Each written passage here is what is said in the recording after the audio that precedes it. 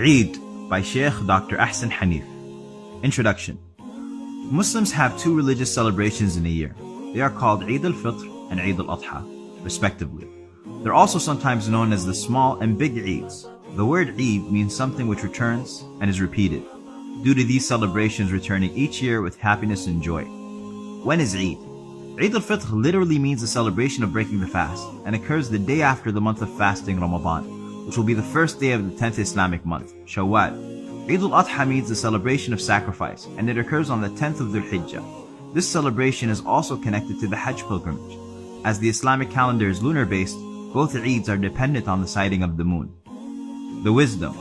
Eid al-Fitr comes after a long month of fasting in which Muslims discipline themselves and excel in performing many different acts of worship. One of the primary objectives of this month is to seek God's forgiveness and mercy. Thus, the celebration comes to rejoice this forgiveness and worship at the end of this month.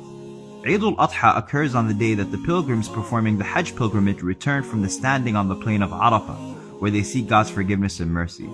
Thus, this too is a celebration to rejoice this.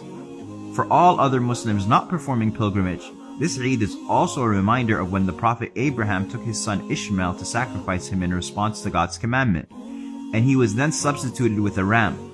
In commemoration of this, Muslims offer a sacrifice on this day. What we do on Eid. The Eid day is one of celebration, happiness, and joy. There is no specific act of worship on this day except for a prayer and sermon known as the Eid prayer. The Eid prayer is a highly recommended act of worship and one in which the whole family are encouraged to attend.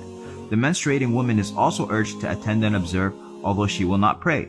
The Eid al-Adha is also known for the recommended sacrifice which is offered on this day. A person should offer the sacrifice of one sheep for themselves and their family. The meat is distributed to the poor, friends, and family, and the rest is eaten. What is the Eid prayer? The Eid prayer is offered a short time after sunrise on the morning of Eid day. It can be offered in the mosque or outdoors like in a park or hall. The prayer itself is a normal 2-unit prayer offered behind the Imam. The only difference in this prayer is the additional takbirs, Allahu Akbar, made at the beginning of each unit. In the first unit, after saying the Allahu Akbar to begin the prayer, the Imam will say it a further 7 times. In the second unit, the Imam will say Allahu Akbar a further 5 times.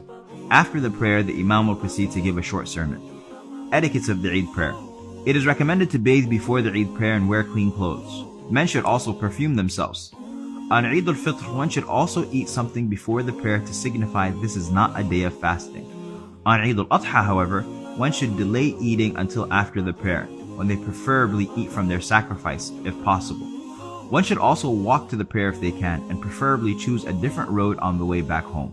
The Eid Takbir.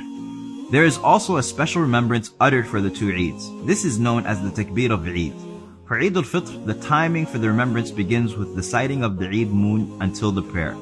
For Eid al-Adha, the timing begins from Fajr on the 9th of Dhul Hijjah, also known as the day of Arafah, until sunset on the 13th of Dhul Hijjah. The Eid Takbir is as follows: Allahu Akbar, Allahu Akbar, Allahu Akbar, La ilaha illallah, Allahu Akbar, Allahu Akbar, Walillahi alhamd. This means God is great, God is great, God is great. None has the right to be worshipped except God. God is great, and all praise is for God. A reminder for God's favors. Eid is a day in which, as we celebrate with our families and friends, we also remember the many favors and blessings of God upon us. God says, and wants for you to complete the period and to glorify Allah for that which He has guided you, and perhaps you will be grateful. Thus, as we celebrate, we do not engage in prohibited acts while doing so. We also thank God, continue to worship Him, and remember the less fortunate, such as the poor, needy, and those who are ill. God says that they may witness benefits for themselves and mention the name of God on known days.